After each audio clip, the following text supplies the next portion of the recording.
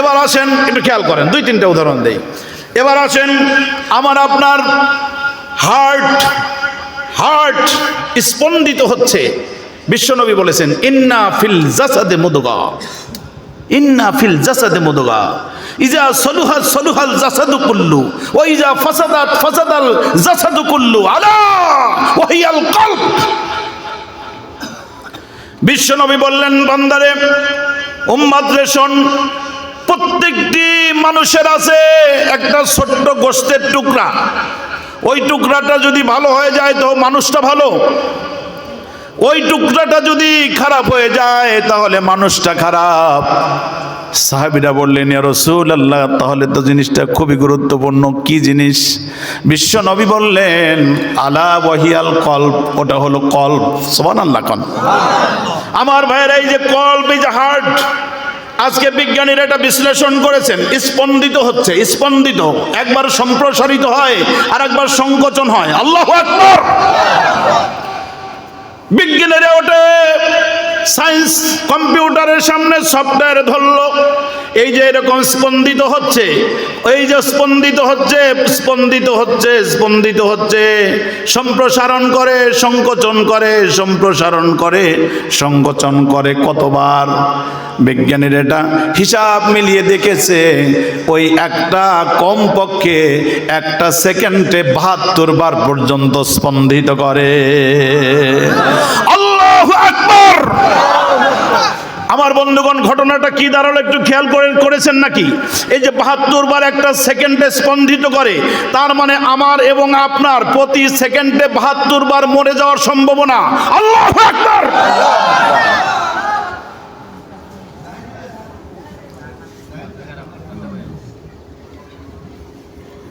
আপনি ভেবেছেন? প্রতি মুহূর্তে 72 বার করে বারবার আমাদেরকে সতর্ককরণ করছে, আমি বেঁচে আছি, আমি মরে যাব। একজন মুফাসসির এই যে স্পন্দিত হওয়া, সংকোচন হওয়া আর সম্প্রসারণ হওয়ার মিনিং করেছে। একবার বলছে আমি বেঁচে আছি, আর একবার বলছে আমি মরে যাব। একবার বলছে আমি বেঁচে আছি, আর একবার বলছে আমি মরে যাব। একবার দুইবার নয়, সেকেন্ডে 72 বার কমপক্ষে।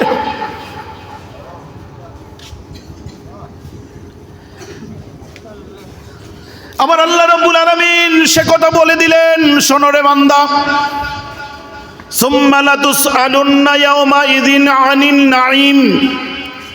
আমি রব্বুল আলামিন তোকে এত বেশি নিয়ামত আমি তোকে দিয়েছি, এই নিয়ামতের হিসাব তোকে দিতে হবে। আমি তোকে এই হিসাব নেব, জিজ্ঞাসা করব। আল্লাহ রাব্বুল আলামিন তাই বলেন, এই যে হৃৎপিণ্ড হঠাৎ করে এই যে 72 বারের একবার সংকোচন হয়েছে, সম্প্রসারণ হয় না। এখন একটু চিন্তা করে দেখেন, যদি আপনাকে বলা হয় এই মুহূর্তে একজন প্রস্তাব দিল গোটা পৃথিবী আপনাকে দিতে চাই, আর একজন প্রস্তাব দিল স্পন্দিত হওয়াটা কন্টিনিউ করতে চাই, এখন বলেন তো আপনি হৃৎপিণ্ড চাইবেন নাকি গোটা দুনিয়া চাইবেন? কোনটা? ইন্না ফিল জাসাদে মুদগা।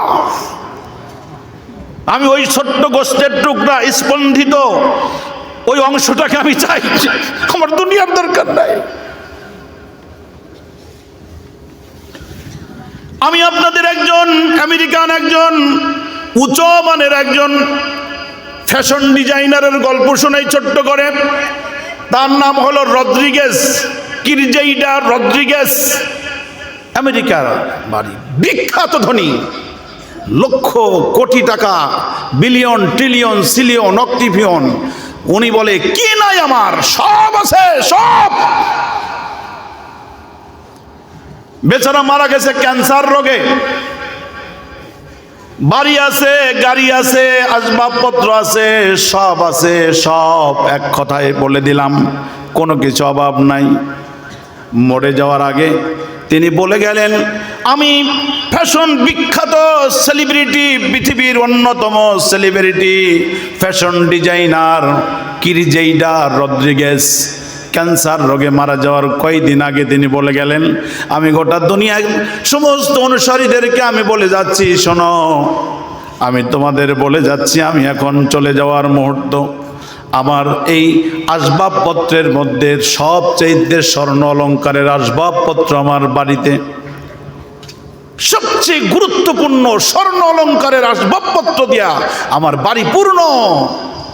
কিন্তু এমন রোগ আল্লাহ রব্বুল আলামিন আমাকে দিয়েছেন, আমার স্বর্ণ অলঙ্কারের আসবাবপত্রে থাকার কোনো সুযোগ আমার নাই। তিনি বললেন, গোটা ব্যাংকের চেক দিয়ে আমার বাড়ি ভর্তি, কি লাগবে, কত টাকা, খাবারের তো কোনো অভাব নাই, কিন্তু এখন 2 ফোঁটা পানি ছাড়া আমার নামে আর কোনো কিছু বরাদ্দ নাই। আল্লাহু আকবার। তিনি বলেন, ওই দামি আসবাবপত্রের সবচেয়ে ভালো স্যুটকোট, সবচেয়ে কাপড় চোপড় আমার ঘরে, কিন্তু ওটা ব্যবহার করবার মতো অবস্থা আমার নাই। একটা একটা করে তিনি বলে গেলেন, আমার সব আছে কিন্তু আমার কিছুই নাই। আমি আমেরিকা কেন যাব? আমরা যেহেতু ঢাকায় বসবাস করি, আপনারা শুনেছেন এই যে যমুনা গ্রুপের এমডি বাবুল সাহেব করোনা রোগে মারা গেল, শুনেছেন না আপনারা? অনেক বক্তার মুখে শুনেছেন। হাজার হাজার বিঘা সম্পত্তি, আপনি চিন্তা করতে পারবেন না, এক একটা প্রজেক্টে দাঁড়ালে চোখের সীমানা পেরিয়ে যায়। হাজার হাজার বিঘা সম্পত্তি। বসুন্ধরার সামনে যমুনা একটা মার্কেট করেছে, বিশ্বমানের মার্কেট, চোখ জুড়িয়ে যাবার মতো। কি নাই তার? সব আছে। কিন্তু করোনা রোগের যখন উনি মারা যাচ্ছেন একেবারে শেষ পিরিয়ডে, উনি ডাক্তারদের ডেকে পাঠালেন, ফিসফিস করে কথা বলেন। যমুনার মালিক বললেন, ডাক্তার সাহেবরা কি লাগবে?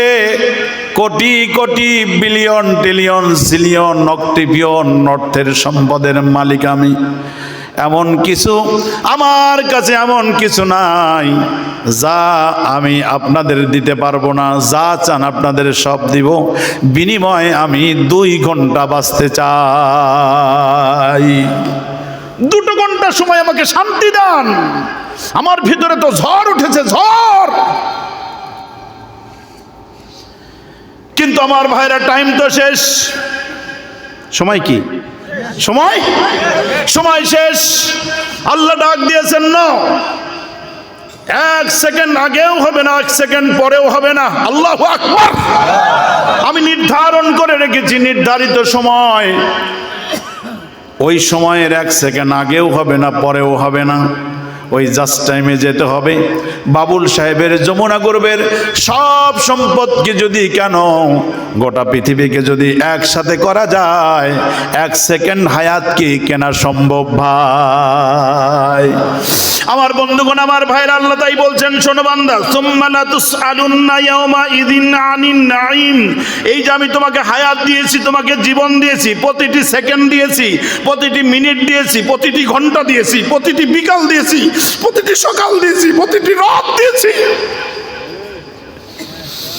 প্রতিটি মাস দিয়েছি, প্রতিটি বছর দিয়েছি, প্রতিটি বছর দিয়েছি, যুগ দিয়েছি, শতাব্দী দিয়েছি, আমি সব দিয়েছি তোরে গুনে গুনে রে বান্দা।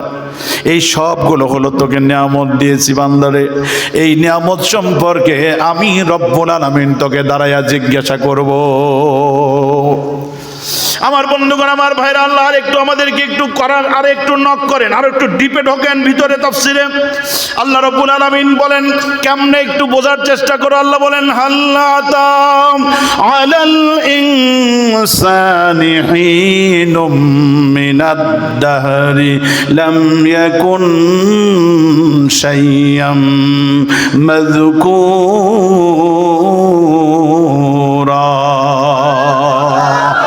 আল্লাহ রাব্বুল আলামিন এবার ডেকে বলছেন, ও মিস্টার রাকিব, শোনো, নূর মোহাম্মদ সিরাজি শোনো, ও মিনহাজুর রহমান শোনো, ও আলেম শোনো, পীর সাহেব শোনো, যুবক শোনো, বৃদ্ধ শোনো, পুরুষ শোনো, মেয়ে শোনো, 1 মিনিটের জন্য একটু দাঁড়াও, একটু হিসাব দিয়ে যাও। হাল আতা আলাল ইনসান, ও মানব মণ্ডলী, তোমার জীবনের এমন একটা সময় কি অতিবাহিত হয়ে যায় না লাম ইয়াকুন শাইয়াম মাযকুরা, উল্লেখ করবার মতো কিন্তু কিছুই তুমি ছিলে না। লাম ইয়াকুন শাইয়াম মাযকুরা, তুমি কিচ্ছু ছিলে না, গোড়ার ডিম মেয়া। আজকে তুমি সরে আশিকার নেতা, আজকে তুমি রোডের নেতা, আজকে সোলঙ্গার নেতা, আজকে উল্লাপাড়ার নেতা, আজকে সিরাজগঞ্জের নেতা, আজকে বাংলাদেশের নেতা, আজকে তুমি বিশ্ব নেতা। আর তুমি যাই হও না কেন, তুমি শুনে রাখো, লাম ইয়াকুন শাইয়াম মাযকুরা, কিচ্ছু ছিল না, কোনো ঘোড়ার ডিমও ছিল না। ঠিক কি বলো?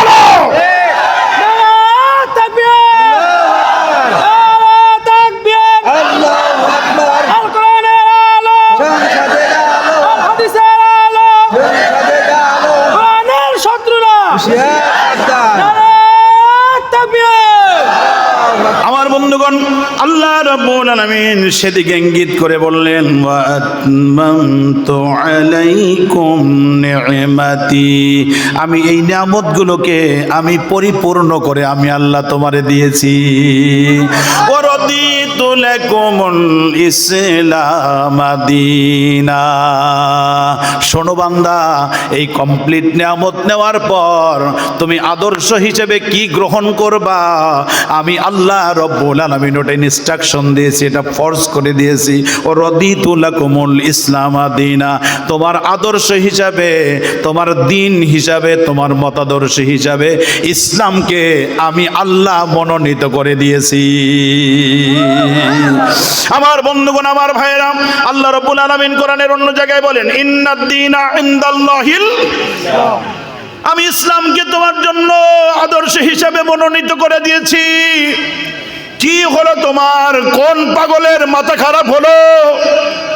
এই ইসলাম বাদে তুমি অন্য কোনো মতদর্শের কাছে মাথা বিক্রি করে দাও, তুমি টাকা দাও, তুমি পয়সা দাও, তুমি স্লোগান দাও, ইসলামওয়ালাদের সাথে তুমি গন্ডগোল করো, মারামারি করো, থ্রেট করো, আবার সুযোগ পাইলে তুমি ধরে নিয়ে জেলে দাও, আবার সুযোগ পাইলে ফাঁসি দাও। এই রকম ধরনের যত ষড়যন্ত্র করো না কেন, মূল ষড়যন্ত্রকারী হলেন আমার আল্লাহ। মূল পরিকল্পনাকারী কে? আরো জোরে আওয়াজ করে বলতে পারবেন কিনা কে? সমস্ত পরিকল্পনার আধার হলেন আমার আল্লাহ রব্বুল আলামিন। তাই তো ডাক দিয়ে বললেন, শোনো, এই যে নিয়ামতগুলি দিলাম, একটা একটা করে তুমি নিয়ামতের শুকরিয়া আদায় করো। তোমাকে হাত দিয়েছি, চোখ দিয়েছি, কান দিয়েছি, জিহ্বা দিয়েছি, ঠোঁট দিয়েছি, গোপ দিয়েছি, চুল দিয়েছি, দাড়ি দিয়েছি, মাথার প্রত্যেকটা হাজার হাজার শিরা উপশিরা আমি রব্বুল আলামিন তোমাকে দিয়েছি। পা থেকে মাথা পর্যন্ত একটু চিন্তা করে দেখো কত নিয়ামত আমি রব্বুল আলামিন তোমাকে দিয়েছি। একটু জোরে বলেন ঠিক কিনা? আমার বন্ধুগণ, আমি এবার, আপনারা যেহেতু খুবই সচেতন, একটা প্রশ্ন করব, একদম খুব ইম্পর্টেন্ট একটা প্রশ্ন। আচ্ছা বলেন তো, এত যে নিয়ামত দিলেন, এত নিয়ামত আল্লাহ আমাদেরকে দিলেন, সবচাইতে সেরা নিয়ামতের নাম কি বলেন? সব নিয়ামতের শ্রেষ্ঠ নিয়ামত কি? হ্যাঁ সুস্থতা। হ্যাঁ বলেন সবাই, সাহস করে বলেন, হয়ে যাবে আলহামদুলিল্লাহ। কান আমার কথা নাই, এই বক্তব্য আল্লাহ কোরআনেই দিয়ে দিয়েছেন। আল্লাহ রাব্বুল আলামিন বলেন, শোনো বান্দা, এই যে এত অগণিত অগণিত অগণিত নিয়ামত আমি রব্বুল আলামিন তোমাকে দিয়েছি, সবচেয়ে সেরা একটা নিয়ামত তোমাদেরকে যদি না দিতাম তাহলে কোনো নিয়ামত তোমরা বুঝতে পারতা না। এই জন্য সেরা নিয়ামতের সেরা নিয়ামত আমি আল্লাহ কি দিয়েছি রব্বুল আলামিন বলেন, কুল বিফাদলিল্লাহি ওয়া বিরহমাতিহি ফাবিযালিকা ফালইফরাহু। সুবহানাল্লাহ। আল্লাহ রাব্বুল আলামিন বললেন, কুল, নবী হে আপনি বলে দিন, আপনার উম্মতদেরকে বলে দিন, এই উম্মতদের মধ্যে মনে হয় এই ছলঙ্গার উম্মত নাই, সরিয়াশিকার উম্মত মনে হয় নাই। কথা কন না কেন, আছেন না নাই? যদি উম্মত না থাকি বাঁচার কোনো উপায় আছে কি ভাই? কথা কন, উপায় আছে? এটা আজকের আলোচনায় বুঝবেন না, এটা বোঝার জন্য একটু দমটা বন্ধ হওয়া লাগবে, তারপরে বুঝবেন। দম বন্ধ হয়ে যাওয়ার পরে কি হবে? কোথায় রাখবে? কবরস্থান কোন দিকে হুজুর? এই যে কবরস্থান, ওই কবরস্থানে রাখা হবে। এইখানে ঘটনা ঘটবে, জাস্ট রেখে আসবে, বাড়িতে বসা লাগবে না। ওই জুতার শব্দ এখনো মাইয়াত শোনে, উঠে বসাবে। প্রশ্ন হবে, মার রব্বুক, আইন মেনেছিস কার? বলেন, কার আইন মেনেছিস? আজকে যদি মাহফিলে কোনো বক্তা স্লোগান দেয় আল্লাহর আইন চাই, সৎ লোকের এক শ্রেণীর গাধা অপগাধারা আছে, ওদের কলজায় আগুন লেগে যায়। কথা বলেন ঠিক কিনা? কয় দেখো জামাত ইসলামীর বক্তব্য শুরু করলো, না, এটা কোনো জামাত ইসলামীর বক্তব্য নয়, এটা আল্লাহর কোরআনের বক্তব্য, ঠিক কিনা? মরে দেখো 84 কবরে প্রশ্ন হবে, মার রব্বুক, তুই আইন মেনেছিস কার? কার আইন মেনেছিস? কোন পাগলের মাথা খাইছে তোর? একটু কান খরগোশের মতো খাড়া করে একটু ভেবে দেখেন, ওখানে জিজ্ঞাসা করা হবে, আইন মেনেছিস কার? বলতে হবে কার আইন? আরো জোরে বলেন, কার আইন? আল্লাহর আইন। এক সময় যখন আমরা ছোট ছিলাম, স্কুলে মাদ্রাসায় পড়ি, ছোট্টবেলায় বোঝানো হইতো, বাপুরে তোমরা কেউ আল্লাহর আইন চাই, এটা ঠিক আছে, কিন্তু সৎ লোকের শাসন এটা বলো না। বলে কেন বলবো না? বলে ওই চেয়ারে যেই বসে সেই চোর হয়। এই আলোচনা ছিল নাকি ছিল না? এটাকে আমি বানায় বললাম ভাই? ছিল। বলে আল্লাহর আইন চাও, এটা ঠিক আছে, কিন্তু সৎ লোকের শাসন, সৎ মানুষ নাই, ওই মেম্বারের চেয়ার, ওই চেয়ারম্যানের চেয়ার, ওই এমপির চেয়ার, ওই মন্ত্রীর চেয়ার, ওই চেয়ারে বসলে গম চুরি করা লাগবেই।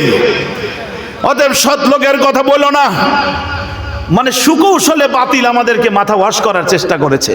এখন বুঝি, ইউনিভার্সিটিতে যখন পড়ি, ইসলামী আন্দোলনের সাথে যখন উঠে পড়ে লেগেছি, তখন বুঝেছি যেটা আমাদের ব্রেন ওয়াশ করতে চেয়েছে ওরা, বাতিলটা অত্যন্ত সুকৌশলে। কিন্তু ওটা তো আমরা প্রমাণ করে দিয়েছি, আলহামদুলিল্লাহ বলেন।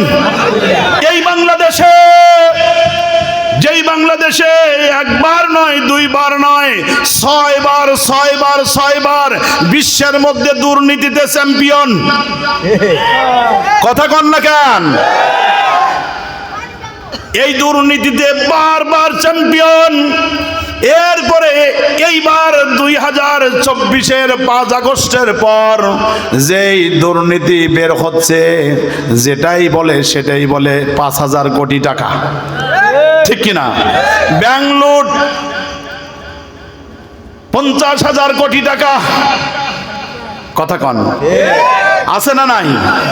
তারপরে হলো ওই যে বেগম পাড়ায় বাড়ি, কয়েক লক্ষ কোটি টাকা, ঠিক কিনা বলেন? একজন দরবেশকে আমরা দেখলাম দাড়ি কামাইয়া বিদেশে পাড়ি দিতে চাইছিলেন নৌকায়, ঠিক কিনা? তার সাথীকে ধরে ফেললো, ওই সাথী বেঁচে যাওয়া ভাব, কয় আমারে শুধু ধরে না, ওইটা দরবেশ, কারণ দরবেশ তো রং পাল্টায় ফেলছে।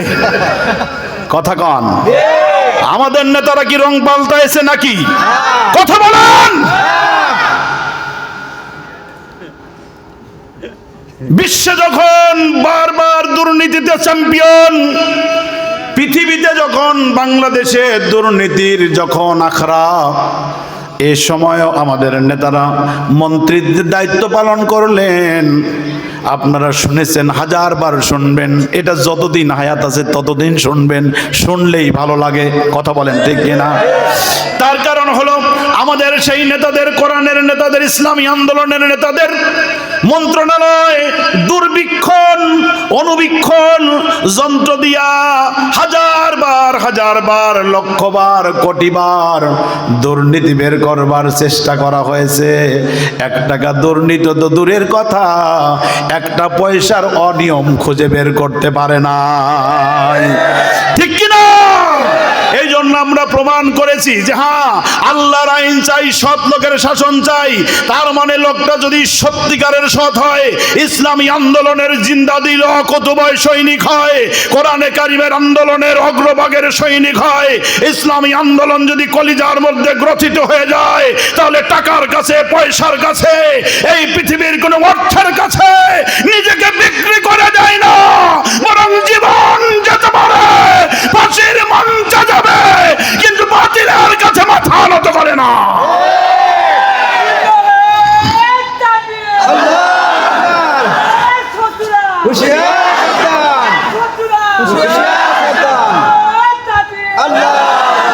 তার মানে হলো, আমি বুঝাতে চাই, আল্লাহর আইন চাই, এটাও যেমন সঠিক, আবার সৎ লোকের শাসন চাই, এটাও।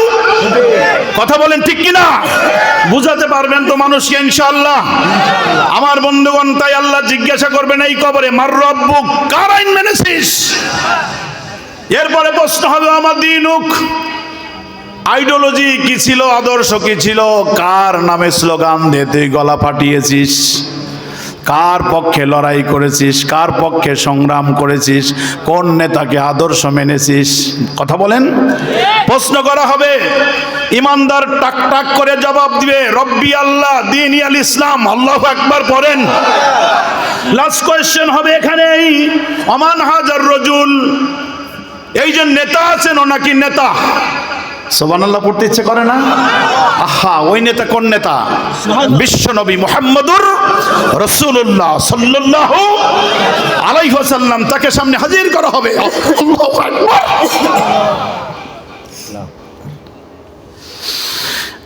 ওই নবীর জন্য, ওই রাসূলের আদর্শের জন্য আমরা সারা জীবন লড়াই করলাম, সংগ্রাম করলাম, দেখতে পেলাম না।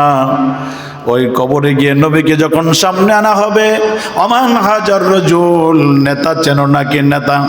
ওই নেতার আদর্শ যারা মানে নাই, ওই নেতার আদর্শকে যারা পাশ দিয়েছে, ওই নেতার আদর্শকে যারা আদর্শ বাস্তবায়নকারী কর্মীদেরকে ধরে ধরে জেলে নিয়েছে, জবাই করেছে, খুন করেছে, গুলি করেছে, এরপরে ফাঁসির মঞ্চে নিয়েছে, এরকম বেকুব মানুষ বাংলাদেশে আছে না নাই?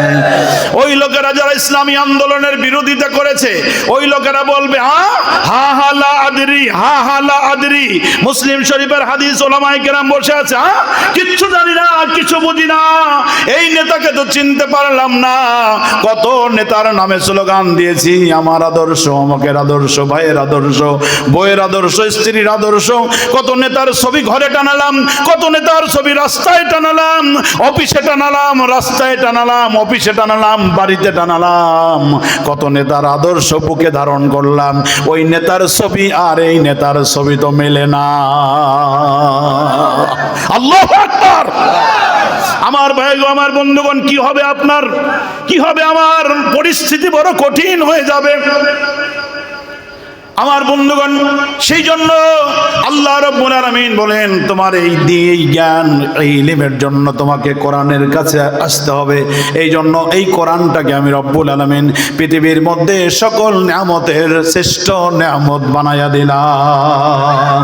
আল্লাহ তাই বললেন, নবী হে, আপনি বলে দিন, কুল বিফাদলিল্লাহি ওয়া বিযালিকা, কুল বিফাদলিল্লাহি ওয়া বিরহমাতিহি ফাবিযালিকা ফালইফরাহু। আল্লাহ বললেন, নবী হে, বলে দাও, বলে দাও, এই পৃথিবীর মধ্যে আমি যত নিয়ামত, যত অনুগ্রহ, যত ফদল আমি গোটা দুনিয়ার মানুষের জন্য দিয়েছি, তার মধ্যে সবচেয়ে সেরা নিয়ামত দিয়েছি কোরআনে কারীম।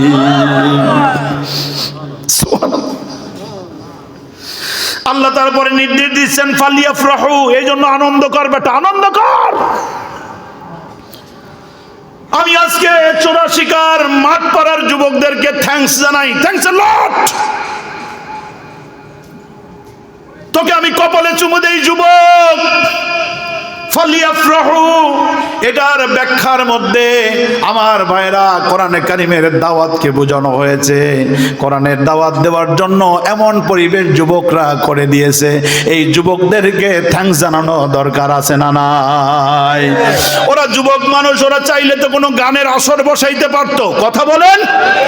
কিন্তু যুবক, তুমি কি কাজ করলা? এই কাজ তো সাধারণ কাজ নয়, এই কাজ হলো বিশ্ব নবীর কাজ, এই কাজ হলো হযরত আবু বকরের কাজ, এই কাজ ওমরের কাজ, এই কাজ ওসমানের কাজ, এই কাজ আলীর কাজ, এই কাজ সাহাবা আজমাইন রাদিয়াল্লাহু তাআলা আলাইহিম আজমাইনদের কাজ, এই কাজ তাবে তাবিঈদের কাজ, এই কাজ সলফে সালিহিনের কাজ, এই কাজ হলো মর্দে মুজাহিদের কাজ, এই কাজ হলো ইসলামী আন্দোলনের অকুতবায় সৈনিকদের কাজ। আমার বন্ধুগণ, আমার ভাইরা, আল্লাহ রাব্বুল আলামিন তাই বললেন, এই যে আমি শ্রেষ্ঠ একটা নিয়ামত আমি তোমাকে দিলাম, এই নিয়ামতের কথা বিশ্ব নবী বলে দেন, ক্বালান নবী সাল্লাল্লাহু আলাইহি ওয়াসাল্লাম, আল কোরআনু হুজ্জাতুল লাকা আও আলাইক, এই কোরআন তোমার পক্ষে হবে, না হলে এই কোরআন তোমার বিপক্ষে দাঁড়াইয়া যাবে। স্পষ্ট মাসালা, কোরআন হয় আপনার পক্ষে, না হয় আপনার বিপক্ষে। আপনি কোরআনকে পক্ষে চান নাকি বিপক্ষে চান? বুঝে শুনে বলেন, পক্ষে চান নাকি বিপক্ষে চান? আমার বন্ধুগণ, তাহলে কান লাগান, গভীর মনোযোগ।